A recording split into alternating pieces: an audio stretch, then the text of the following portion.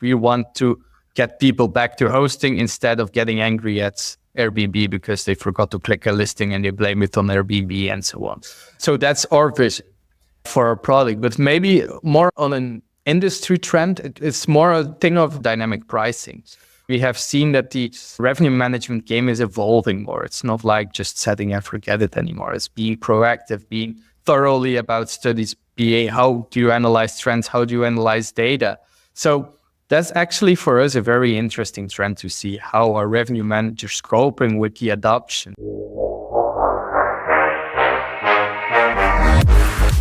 You're listening to Slick Talk, the hospitality podcast, a podcast for those who are in and around the hospitality industry who love, live, and breathe what they do. You can join us for candid and unscripted conversations with hospitality experts and founders as we go deeper into their personal stories while they're sharing their triumphs and trials that got them to where they are today. I'm your host, Wil Slickers, and you're listening to an episode of Slick Talk, the hospitality podcast. Now, let's begin.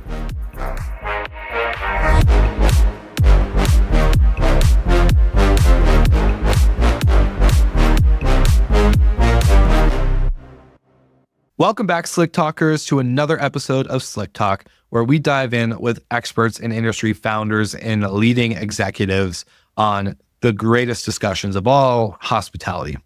And today's guest is Bart-Jan, who is the co-founder of Otamiser, a platform that enhances online distribution and booking optimization for hotels and short-term rental properties through data-driven strategies. With a background in finance, Bart-Jan blends analytical rigor with the hospitality industry insights to tackle challenges faced by property owners and managers. Otamiser's recent innovation, AutoRank, aims to boost host visibility and performance on platforms like Airbnb. So, Bart, welcome to the show. Hey, Will. I love the introduction. Thank you very much for having me. Bart, so you and I got to chatting, a couple weeks ago. I've been a big fan of Otamiser from the initial beginning of when I heard about you guys from Dennis at Cassiola. Dennis and I were on our way down to Miami for, I think it was the Booking.com conference plus a couple other things. And I was asking him, what are you really excited about in the industry right now when it comes to tech, when it comes to startups, when it comes to potentially new innovations for over the next, couple of years? And he brought you guys up pretty much right away, didn't skip a beat. And I was very curious because I never heard about Otamiser and was like, okay, this is cool. Focusing on distribution, focusing on actually making your listings visible. So before we get into the actual product about Otamiser, where does your kind of story begin and kind of the ideation of the business originally? That's a good story, actually. So it all started, I'm from Belgium, just as Dennis. I'm from Bruges. Bruges, which is a very touristic city in Belgium. And my parents bought a bed and breakfast all the way down to the city center, but more as like an investment property. They said, look, we want to run it, but we don't really want to take care of anything from pricing, distribution, even the websites. We don't really care about it, just handle it. Back then I was doing my master's in finance at the university back in Belgium. And I was bored like a lot of students. So I thought, okay, look, let me have a moment to check it out. I was really fascinated about, how this price points come into play and so on. So this is where it all started. I started out with just revenue management, really skilling myself in the school of revenue management. What can we do? What's the difference between hotel revenue management, STR revenue management? But very quickly I noticed, okay, I'm missing something. I'm missing something to make the difference in price points very tangible. I'm missing something to make it very, tangible for a revenue manager to go from 105 euros or dollars to $100.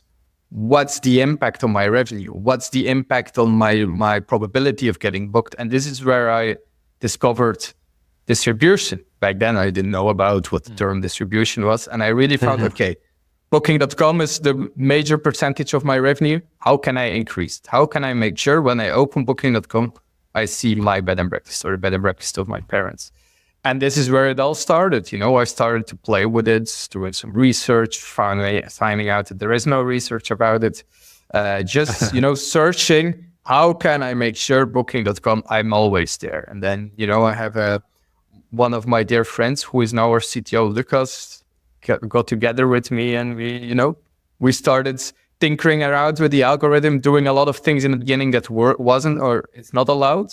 We stopped doing them, of course, but we stretched everything to really have an impact. And we first started with booking, and then after everything started going off the server there, BB, Verbo, and then we had all of that.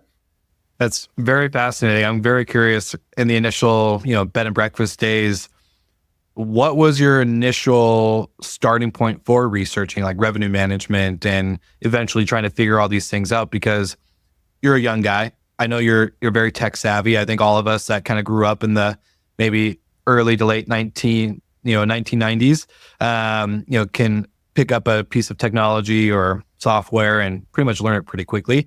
But where did you really start tinkering and like researching all of this stuff? So I have always been fascinated about technology, but I'm not a coder. I cannot make some code myself. So I knew what was possible, but I needed someone next to me who could do it. And I think that was the thing that was really an advantage first, because I knew what was possible, but my strong set lays in finance, so I could easily connect them. I could easily say, okay, look, if we do this kind of analysis, what will it happen on the technical level? How can we make this analysis scalable? So this is where it really plays. And in the beginning, we didn't even build a scraper. We just went every day, searched our position and wrote them in Excel. And just this is how we step by step, then we built a scraper to find our positioning. Then we started changing things for our positioning. And this is, where we started very slow in the beginning. If I look back at it, we had no idea what we were doing, but at the end, those were the days with Charlie, like where you're just figuring out, okay, what is this? How are we going to do it? That this is where we, our learning curve was so steep. All right, Slick Talkers, we are back with another commercial break brought to you by our amazing partners and sponsors at Hostfully. If you don't know, Hostfully has been with this show for a very long time. I'm a big fan of the team. They have built out such an incredible culture. David Jacoby, Margot Schmorak, and of course, the amazing members I get to work with every week. Hostfully is a property management platform. And if you are a host or a hospitality entrepreneur who's trying to organize and centralize your operations when it comes to your technology, Hostfully is a great platform for you to start. You need to obviously reach out, let them know that Wil Slickers sent you from Slick Talk, and they'll give you a special discount and obviously amazing service getting your properties up and running on Hostfully. They have an amazing marketplace, which I'm a big fan of, as we have built out our tech stack specifically around a lot of technologies that are in their marketplace. Wheelhouse, Turno, you name it, we use their marketplace. I obviously don't want to list too many other companies, but you get the drill. So go to hostfully.com, use the code or the link in the show notes to get a special offer, and they will take great care of you. Thank you so much to Hostfully for partnering with us on this podcast. And now we're back to the amazing conversation with Bart-Jan. For sure. So solving your own problem kind of sparked the idea of Otamiser, where you're like, okay, we've kind of tinkered with this. We kind of figured this out. I think we can build this into something bigger than just a tool for us. So you're not a technical guy. Where does the team, the idea, all this start coming into true formation of a business and startup?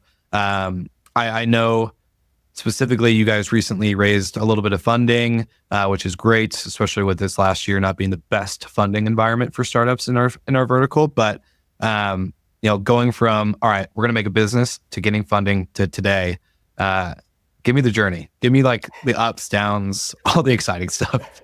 So the story I was telling, which, tinkering around, putting data in Excel, building a scraper, we were not officially a company back then. I was 21 and I'm 25 today. So there are 3.5 years apart.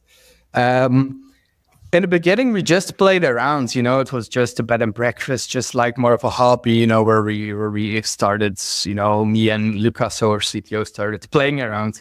And all of a sudden we were like, okay, we have something we can offer. It was a very MVP back in the day. If I look back at it, it didn't work really well, but we could sell it.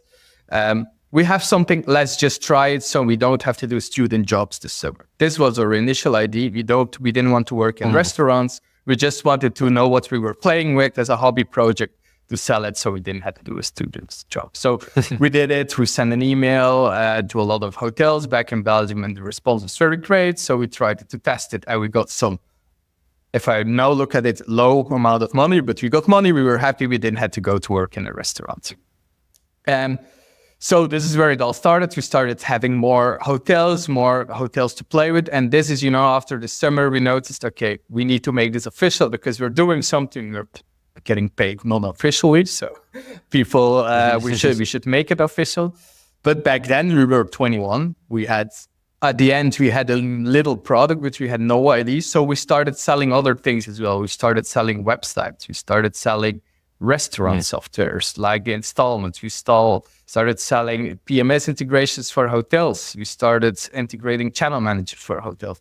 Our vision was, okay, look, we still have no idea how to do all of this, but let's at least stay in the space and try to learn as much as possible from it. So we were PMS implementers, CRM implementers, CRS implementers, OTA connectors. We did it all. Every consultancy case in the books, we said, yeah, we can do it. And we learned it on the case.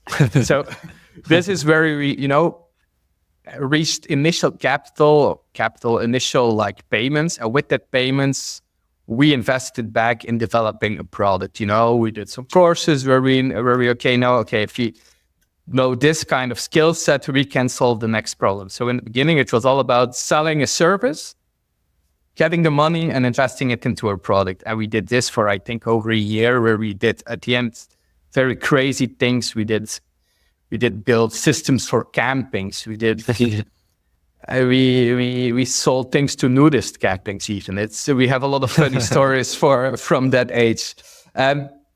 But so we did that, and then we noticed, okay, look, we have a product right now. Right now, the product is sufficient. Let's start to scale it. So this is when some other people also joined the team, and we started doing sales. We started doing outreaches, and we noticed there was a lot of demand for it. So we were lucky enough to quickly scale it bootstrap because of our service layer that we had. Then we had like the money to invest back in the product, and then we scaled our business to last June, where we did our fundraising round. So we did a bootstrap scaling to 1.8 million in ARR.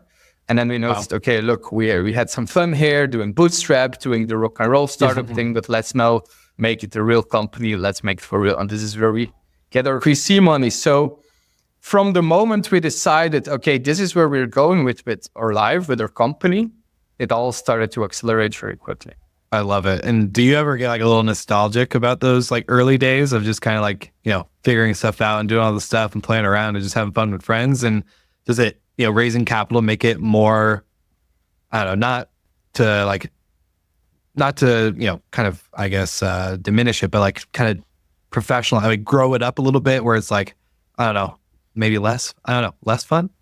Maybe? Yeah. We get nostalgic sometimes. I remember in the beginning, so we had a client and there was a wrong reservation and we had to cancel it, something which you just operational, and the hotel blamed us. So I remember Lucas and myself, we were calling booking, telling this crazy story why the guest should leave, and just talking to local support agents, and they didn't want to give us an account manager because we were too small. And it actually had charm because we had to think outside of the box. How can we come up with a story to cancel this guest for free? But then back in May, there was this booking event here in Amsterdam, and we got we're registered with Booking as like a big account holder and so on. So we got the same entry as like the guys from Marriott, from Hilton. So this was a moment where we were feeling very nostalgic. Like it was Lucas, our CTO, and I who were there, like we were telling each other, remember back in the day where they didn't want to give us an account manager, where we had to do this crazy stuff. Right now we're the only one here not wearing a suit. So it's like things changed. So we had a lot of fun stories from them. But this makes it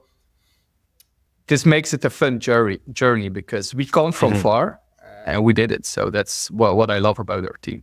I love it. And early on, you kind of mentioned not just hotel distribution, but short-term rentals. So what really inspired the shift away, maybe not away, but because with you launched a new brand called Automate and really focusing on the short-term rental side. So why the shift from hotel, distribution optimization to then the short-term rental sector? What were the signs that you were seeing that kind of, sparked that initial idea saying like, we should move into this vertical too?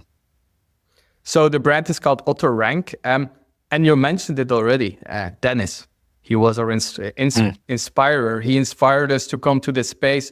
We had like some little clients or like one or two big portfolios in this space, but they were just opportunistic inbounds that said, look, what you're doing for hotels, do it for me as well. But then we met Dennis, who started applying what we do for hotels on his business. And it was like a door opening. All these opportunities, all these options. And this was for us a no-brainer. Then we talked a lot with Dennis. We talked a lot with all the guys from Casiola. We did like a lot of research, talked with some other people we found online. And this is where we know, okay, look, what we do, so optimizing OTAs, has also a big impact in short-term rentals because of the volume they have to manage. They manage, let's say, 500 Airbnbs. They cannot do it anymore. In the hotel space, it was more of a knowledge gap where the owners didn't know how to daily optimize it, while in the short-term rental space, it's either a knowledge gap and also a time gap. They don't have the time to daily optimize their Airbnb. So this is where we saw an even bigger opportunity. And to be honest, Wil, the people in the short-term rental space are so nice as well, which is a very big plus, of course, to come to the space.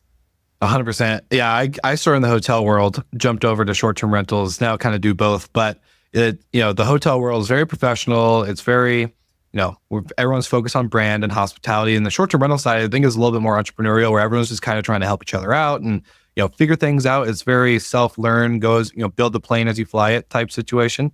So I definitely agree with you.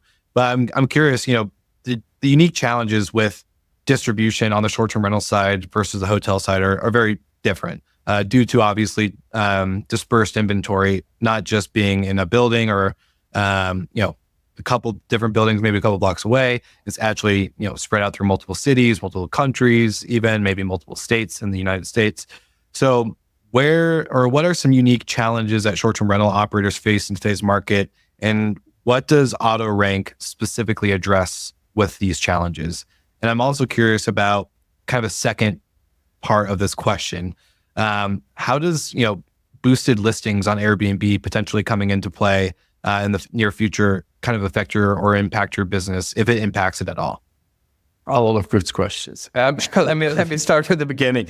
So maybe the biggest challenge or the biggest difference that we also saw in like productizing it for hotels and for short-term rentals is hotels usually have on platforms more on the Booking and on Expedia have a higher ranking just because they are hotels, just because we say because they are hotels, but because their inventory is much bigger, because they send way more availability throughout OTAs. While on Booking.com, for example, and you list your apartment and you have a lot of Airbnb bookings, this means that you won't send a lot of availability through Booking.com, meaning that you will never perform well on Booking.com just because there is a lot of demand on Airbnb as well, which, you're cannibalizing yourself in one point just to make revenue, while the hotel side of things doesn't have this problem. They have, let's say, 100 rooms, then they sell 20 to this channel, 30 to this channel. They sell a bit everywhere, and they can wave a bit on everything.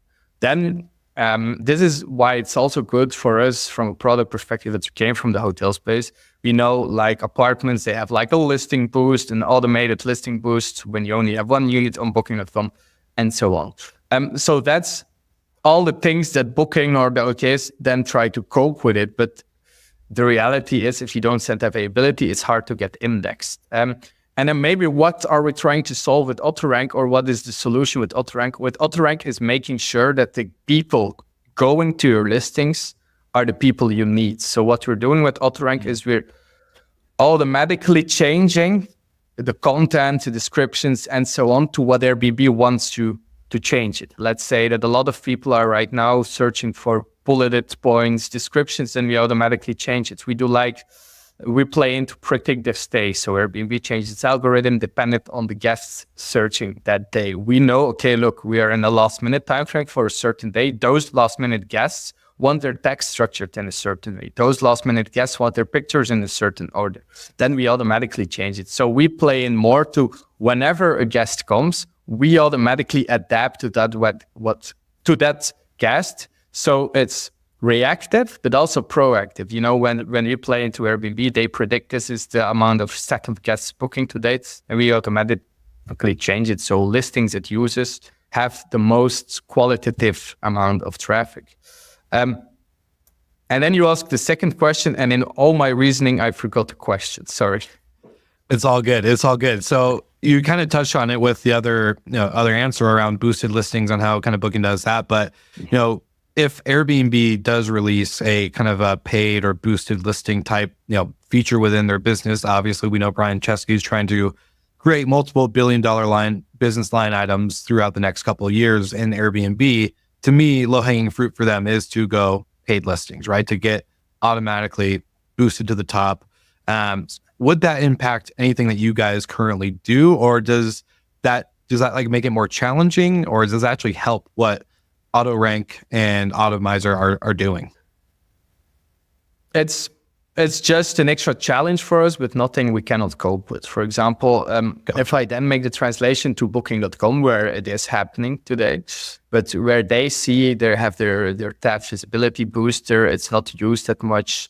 People are not converting because they get the banner promoted. So guests just go to the one that's not promoted. It's like when I go to Google and I search for something, I never click on the ads because I know it's not that one. So they know actually from a Booking.com from a Booking.com side of things, it's impacting conversion, which impacts their revenue. So on that side of things, it was not that bad. But then on Booking.com, you have the Preferred Partner Plus, which is like a quality label that you have a good listing. This is impacting in a positive way conversion. Only if it's a qualitative listing. What we do, we look at the first ranked listings, and then we make sure that the distance between our listing and that listing gets shortened. If Airbnb would do that, which I, to be honest, doubt a bit, then it would actually highlight the qualitative listings even more, making sure that we can even show more qualitative amount of visitors to them. But it's something we have to cope with. But from our experience with Booking and with Expedia, nothing we cannot handle. Why? I'm curious, just off the cuff, why do you doubt they would go the boosted listing rate? Do you think it'll actually hinder the experience for the traveler and even hosts the relationship with them? I think so, because Airbnb, how I always perceive them, they want the best for the guests. They want to, own the guest, give the guest the best possible stay while booking. And the other, we're all about making money, making as much profit as possible. Well, if you do that, what you will see is a trend of not qualitative listings, not being booked that much, paying more commission to have a higher ranking, making sure that the guests staying will have a lower perceived value. So for me, it goes beyond, or it goes in between the vision of Airbnb. But of course, when you make money, it's to be seen what they will follow. Yeah, when they already have like $11 billion in cash just sitting there, it's kind of hard for them to probably turn away that opportunity. Yeah, that's right. Well, I am curious. I am curious too, because when you started, playing around with this, distribution type play with the inn that you were working with your parents, to today, you were 21 to 25. Obviously, there was a lot that happened during COVID. So many people got into short-term rentals, jumping from hotels, going in the vacation rental sector. There's a lot of new inventory on the market. A lot of people buying, a lot of people co-hosting, turning second vacation homes that they normally wouldn't list, or maybe they had only on Vrbo to now Airbnb due to word of mouth on how much money people were making. It was kind of a gold rush. And now, obviously, we've seen a little bit of an exit. Some of the bottom has fallen out. Demand is slowly coming back, et cetera, et cetera. With the business that you guys do, your sole focus is to make sure that your clients are being top of mind when it comes to the listing and discovery. With so much saturation, I kind of want to, see what are your thoughts on the maybe supply compared to demand? Does that also have a super big kind of driver in the way you guys build your company? Or is this just like a kind of a, hey, we're going to put our head down. We know there's going to be kind of like this oversaturated market of short-term rental inventory coming online, and eventually it'll go away.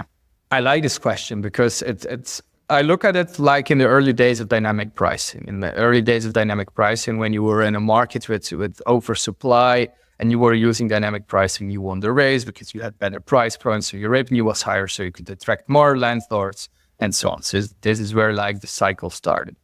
Then over the last couple of years, and especially the last quarters, we see a big adoption in dynamic pricing, where Google Trends are surging over PMSs and so on. So right now, dynamic pricing is used more often. So right now it's more the quality of the people using them that really makes the impact. But we position ourselves even next to that, like a niche in the revenue management, because what we do is we are maximizing booking probability. We are maximizing in an oversupplied market or in regular market that a lot of people are viewing your listing, and when a lot of people viewing it and you are not doing something very weird with your revenue management, they are booking it because they are viewing it more often than they do your competitor. Also knowing that's like the lifespan or the time span that people look at making a booking, it's really decreased, and it's decreasing ever since COVID.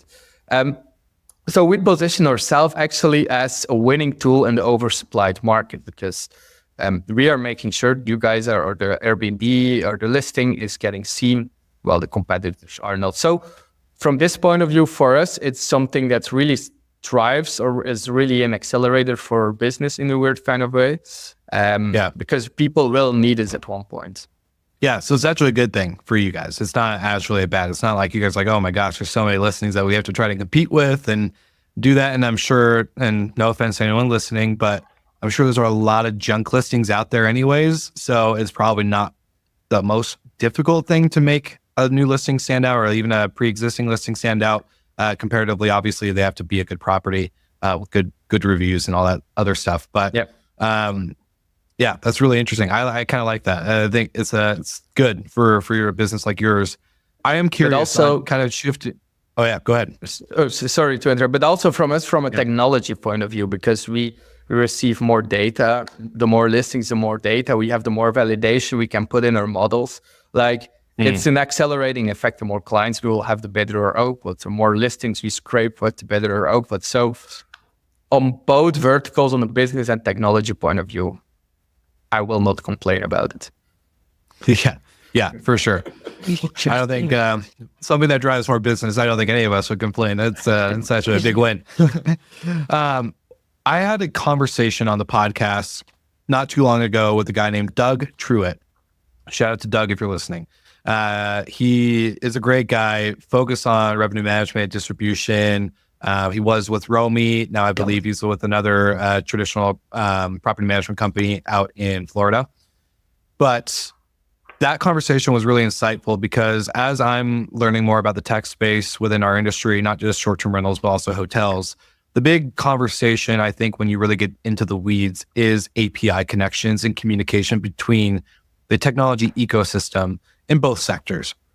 So with Otamiser doing what it does and AutoRank doing what it does, and I'm sure you guys are not only just with PMSs, but also getting into channels and other APIs are already built out in our industry. What are your thoughts on the connectivity in the technology sector of our industry? Because I've heard, obviously, you have one PMS that maybe has raised a lot of money, but has a horrible API, versus a smaller PMS who has a great API, but the different kind of communications and flows and the way that data goes in between these technology softwares is so different. And it makes it very difficult for operators, because I don't think they understand. They're not technical entrepreneurs, they're hospitality entrepreneurs. They're trying to provide a good service, trying to maximize revenue for their owners, not trying to become a CTO or a technology founder. So with the API sector, kind of just give me your overall thoughts and feedback on kind of where you guys see the industry going. How can Otamiser or AutoRank even maybe shift the industry into a better communication and data sharing between these softwares? All right, Slick Talkers, you made it halfway through the episode. We are almost there, and I hope you're really enjoying the conversation as much as I did with Bart. Bart is an incredible founder and just young with a lot of excitement and energy around what they're building at Otamiser and AutoRank. But this episode is now also brought to you by Well and Good Morning Coffee. If you have not heard about us launching our own coffee brand at Good Morning Hospitality, which is my other show outside of Slick Talk, then you need to check it out. It's actually a joint venture partnership with Well and Good Professional Services. Jonathan Wicks, the founder of Well and Good, has been on the show before. And through a lot of conversations, we realized short-term rental properties and hotels suck at stocking great coffee inside of their homes, where guests are constantly left with crap Folgers or with other blends that maybe don't taste great. They're cheap. They're not restocked. It's kind of a mess. It's a whole headache. Yet your guests really love their coffee. So as a coffee snob ourselves, we launched our own coffee brand called Well and Good Morning, where we joined the Well and Good name to Good Morning Hospitality. So every morning is a Well and Good Morning. There we go. This blend is actually a craft coffee blend. It is roasted as a medium roast and is roasted from a Colombia bean. And we could not get enough of this. We gave out a lot of samples at VRMA, and we've sent some product around the country. Now, the feedback we have seen in all of the Well and Good locations across the United States has been phenomenal. Housekeepers are coming back with either empty bags or no coffee at all, where people are taking this home.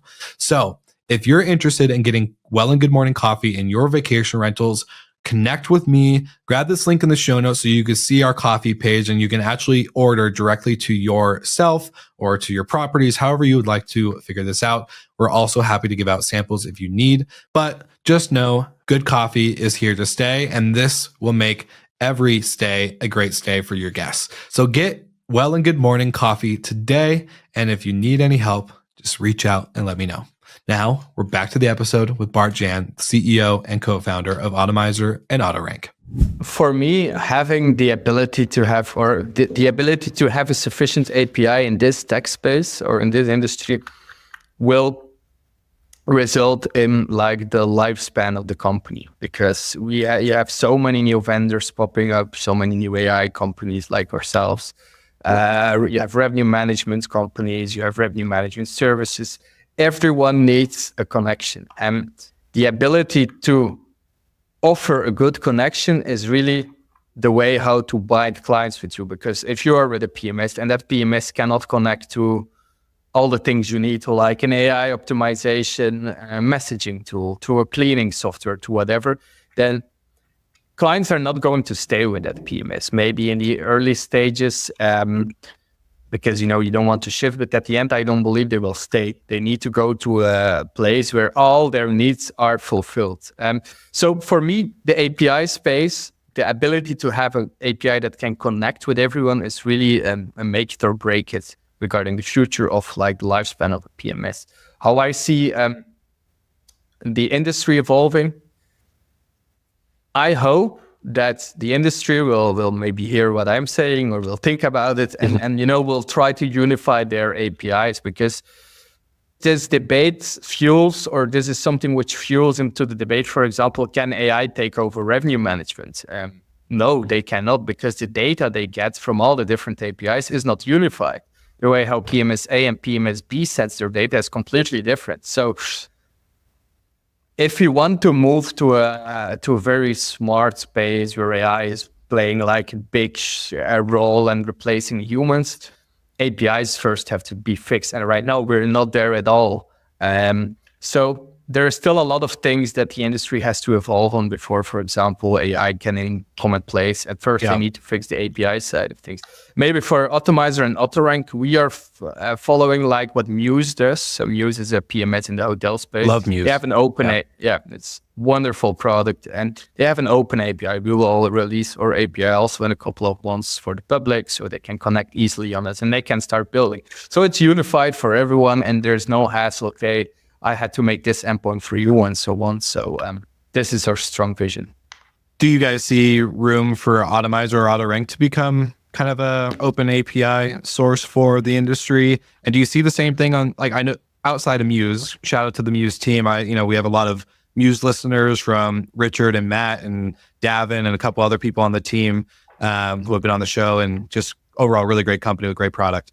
But I'm curious, like I find your guys' business so interesting that with the amount of data you guys are pulling in from listings and other things, that you should be able to, maybe have that ability to squeeze in there. But I'm not a technical founder, so I could be very wrong. Yeah, it's it's the idea to have it open in a couple of months. But on that side of things, we're still iterating a bit. Okay, what would potential people who want to build need? Because of course, if a PMS wants to build, they have different needs than, let's say, a revenue management software would want to build it one day. So we are actually right now debating with some potential interested parties what they would need, so we don't have to rework it every time. So it's coming, definitely, but just some feedback needed from possible vendors. For sure. Yeah, a lot of parties involved in that whole sector. So you gotta be a little diplomatic. But I want to kind of move into another kind of shift in topic change in the sense of like entrepreneurship. Is this your first like official startup, or have you had, outside of like doing this early on with the bed and breakfast, have you had any other startup experience in the past? No, I haven't. I have always gotten a very entrepreneurial mindset. I remember when I was 14, I started my drop shipping website without any registered company and so on. I sold sunglasses and my parents were very angry that I was scamming people. So I tried to put some steps into the entrepreneur space, but this is the first real thing.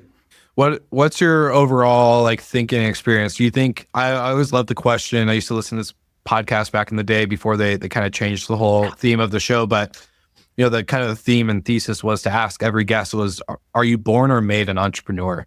And I would love to know what your thoughts or answer is for yourself. Do you think you were born to be this entrepreneur, or do you think you were made over time? I think I was born. I had an official job for 3 months. And then I noticed, never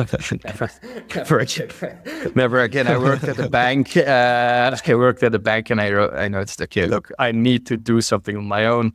I need to, be creative, just have the freedom, and this freedom fuels my creativity. So definitely I was born. And I think I'm conditioned for the rest of my life. If at one point Otamiser would not be in my hands anymore, I would start something new. Do you think your upbringing and childhood had something to do with that, in the sense of like your parents bought this bed and breakfast, right? So you got to kind of see them maybe venture out and take risk. I know for people that haven't grown up in an environment, I never even heard the word entrepreneur until I was 21, 22. I didn't know what it meant. The first time someone said it to me, I was like, what? You mean like the Amazon building down the road is an entrepreneur, like was started by an entrepreneur? It's not just some big corporation that was kind of just always there. Yeah, it just pops up. So yeah, I'm curious, like, did that have any impact on kind of the way you were raised and grew up? Definitely. It's so my dad is, apart from the bed and breakfast, he has a marketing company himself. So it's the way how you look at problems, I think. And then this is, of course, this is fostered into your upbringing or into your childhood, is the way how you tackle problems. Really, I always believe entrepreneurs try to do it outside of the box, try to do it not like black and white side of things. And this really fuels into passion, fuels into the way if you want to be an entrepreneur. And yeah, it's, as I said, I think I was born with it, just because also, how you tackle problems, how you go on with freedom, how you go on with flexibility, how you perceive flexibility, how you perceive freedom. That's all things that's part of an upbringing. And I believe that entrepreneurs do it in a certain way that fuels their children to maybe also be an entrepreneur. Yeah, no, that's great. Subconsciously, I truly believe. Yeah. Yeah, no, I do think there's a pattern of it. I have parents that weren't really entrepreneurs. My mom did kind of work for herself, but not in the most like way that I was like, oh yeah, she started her own business. I didn't really get it. But I think it is true to see like how you were raised does kind of impact your thinking around that. And I do, really agree with what you said. I am curious too, though. We have a lot of entrepreneurs in the space, hotels, short-term rentals, tech, et cetera, that do listen to the show. And there's been such a big wave, thankfully, during COVID that, brought in so many innovative startups and founders like yourself. Curious, from your experience as an entrepreneur, officially, you've raised funding, you have a team, you have a product, you have clients, you've made money. What is some advice that you have when it comes to entrepreneurship and what you expect versus what really happens? I think it's classic advice, but I could not repeat it more, is start to trust people in an early phase, because I was someone together, of course, with our CTO, Lucas, we wanted to do everything from sales to marketing to HR to every complexity, every vertical. But it was only until we hired our 2 people joined our team and on like the sales kind of the business, that really things started to get off, because you weren't doing everything anymore. It's all about like trusting people. Those people will make mistakes, which then, will come back in your face, like say, I would have done it myself a lot better and so on. But when you look at it, it's just giving people like the trust to do something gives yourself like extra time to also do other things. So it's like, it's a domino effect that never starts, and just like trusting people, giving them the freedom, and try to give people just something to do, give them decision power. This is what really fuels us, like making sure that not one person is doing everything anymore. I'm still learning that. Steve Trover from Better Talent is always hounding me. You got to delegate more. You got to delegate more. So I get that. It's good advice. I am curious. We kind of did go into future product or expansion for Otamiser and AutoRank, but outside of an open API and this new brand AutoRank, I know you guys launched at VRMA, right? Like officially kind of launched at VRMA. So what are some future plans and expansion that you can reveal without giving too much of the roadmap for Otamiser? And what do you think the listeners that are property managers or hoteliers should be looking into when it comes into the next wave of hospitality innovation, operations, and the year 2025? A lot of good questions again. So maybe first on the AutoRank Otamiser part, it's so we have launched AutoRank, which will be our SDR silo over the business, while Otamiser will serve as our hotel side of the business to make like the distinction more clear, more clean for people. Yeah.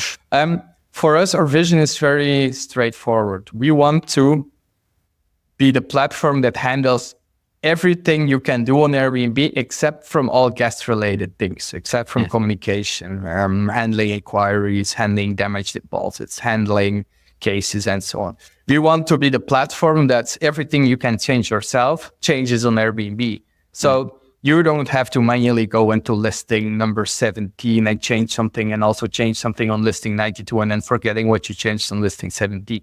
We are doing everything based on data. So your guests have the best possible stay because it's optimized to what they want to see based on market trends, based on proactive listings, and based on what Airbnb wants to see. So it's a win-win for the 3 parties in this game, Airbnb, the guest, and the host itself. So this is our clear vision to really let hosts trust us with managing their content, with managing their settings, with managing their listing, with managing their performance. So if they have a revenue manager, that guy or that girl can really start, optimizing rates instead of fixing distribution. We are doing that. We want to get people back to hosting instead of getting angry at Airbnb because they forgot to click a listing and they blame it on Airbnb and so on. So that's our vision for our product. But maybe more on an industry trend, it's more a thing of what I stressed in what we earlier said is the dynamic pricing. We have seen a lot of adoption, like Price Labs, Wheelhouse, Beyond, they're selling a lot, everything is good.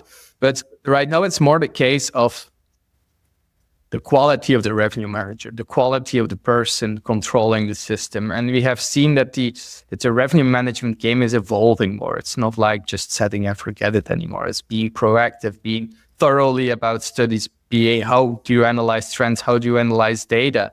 So that's actually for us a very interesting trend to see how our revenue managers coping with the adoption, because a couple of years ago, it was, I don't want to offend someone, but it was much more easy to be a revenue manager. You installed Price Labs, you installed Wheelhouse, and you looked at it, you see pricing jump, and it didn't matter if it wasn't 100% accurate, if you didn't, put the system right, you would make extra revenue. But right now, you have to compete with everyone doing it. So it's being strategic, being proactive, being 2 steps ahead of your competitors. And you have in some markets 30 competitors trying to be 2 steps ahead of you. So that's an interesting like scene for me. How does it impact market pricing? Does this have an impact on, for example, parity? Does this have an impact on like the discussion we had on supply and so on? So yeah, very curious to see how that plays out. Yeah. Dave Kraus with Rent Responsibly used to say, you know, back in the day, even before COVID, it was a kind of a list it and they will come, right? And obviously, I'm very curious. I want to set you up for this question around, you know, quality and standards, because it was a list it and forget it, list it and they will come. People were making money. Owners were, you know, covering more than their mortgage. They were, you know, actually being able to invest in more properties or whatever. And then obviously property management companies were doing pretty well too. But obviously there's been a big flood. So how do you guys, when it comes to potential clients working with Otamiser or AutoRank, how do you guys kind of vet, or is there a certain standard requirement that you guys have? Because I know obviously you can't just take a crappy listing with horrible photos and, you know, horrible furniture and design and like make it number one, unless you can, because then I'd be very, very surprised. But it's more of a like the standards are rising, and I would love to know, because I'm thinking about the listeners right now who are probably curious or wanting to join AutoRank or, you know, work with you guys in some shape or form. Where are the standards at? Where do you guys look to really focus and control that? I strongly believe that each set of property, unless it's like really, really crappy, has a demand. If it doesn't have the right amenities, maybe it's more of a budget property. But to be able to define crappy listings, people always do it on. I love you laughing. People always do it based on reviews. Reviews are crappy, so it's a crappy listing. How we look at it, it's maybe the vertical or the direction there could be is that something was oversold. How the listing is displayed is oversold. What we will do with AutoRank is we will get the perceived value of the guest in line with the value we offer. For example, if we see, okay, a lot of people are complaining because we advertise a beautiful swimming pool, but they don't have a swimming pool, or it's a shared swimming pool. Those things it's not saying anything about the bathroom or just the quality of the apartment. It's just the way how they advertise it to have a quick amount of cash because people want a pool. So we will tackle that first. And we notice when we get the perceived value and the offered value in line, review scores get up much higher. And the listings are not that crappy anymore. And then we believe the impact of price is much bigger, because if your offered value and your perceived value is in line, and then you charge $10,000 a night, people will just not book it. But if you charge $10,000 a night and you just oversell your value you offer to the guests, someone will maybe book it, maybe they will take a fancy holiday and so on. They will go there and give you a diminishing or like very bad reviews. So for us, it's all about aligning them. Of course, we have on the Airbnb platform some really, really, really horrible things, but this is where we trust Airbnb to skim, to filter them out first, because they have the data in the bag. They know, okay, if there is mold in the rooms, this is not something we will put our hands on. But it's all about getting the perceived value and the value offered for the guests right. And then this is something where a lot of crappy listings actually turn out to be okay listings. Yeah. That's a really good point. I actually never thought about that that way. So it's really good answer, just to say the least. My last and final question, just because I know listeners are also probably thinking this too, mentioning Airbnb a lot when it comes to the specific channel of what you guys do and serve. Are there other channels in the roadmap for a service like this outside of Airbnb? So AKA Vrbo. But I'm also very, very, very curious. Homes and Villas by Marriott, maybe. I'm really big fan of the channel. So yeah, curious on what your thoughts are around the other distribution places. From a technical perspective, we could do them. It's all about we let our potential customers control our roadmap. If we have a lot of customers really wanting extra additional Airbnb features, we will prioritize that. So a technical perspective, we will do it eventually. Timing, it's all about what people want. So if someone would send me a lot of emails saying they have to get Vrbo done, it might get prioritized. There we go. I like that answer. I like it. All right, Bart, this has been such a fun interview and a conversation. I do really like talking to new companies and founders like yourself who are changing the game outside of what we've normally seen. We've seen too many property management softwares pop up. We've seen too many other, specific tech sectors pop up in the space. So to see a distribution-focused product like you guys is really exciting for me. For the listeners' sake, where can they find you, connect, and learn more if they're interested in reaching out, potentially collaborating, working, becoming a client, etc.? We'd love to link everything in the show notes. Or having a coffee. So having a coffee is back in Belgium. I'm located in Belgium. But no, so they can contact me on LinkedIn. Just go to my profile and they can send me a message and I will try to respond as fast as possible. Or they can go to our website, which is www.autorank.com. But if they want to connect with me personally or just brainstorm, I always love to brainstorm or debate about the impact of what from the industry. Just connect with me on LinkedIn and we can see from there. All right. Well, thank you, Bart, so much. And for the slick talkers out there listening, you know exactly what to do. Show them all the love, like, subscribe to all things AutoRank, Otamiser, and make sure that Bart is flooded with emails and LinkedIn messages about new channels. So that way, as I'm probably going to potentially become a client as well, I would love that. So yes, let's make this happen. And thank you so much again, Bart, for joining me on the show. Thank you very much, Will. I really enjoyed it.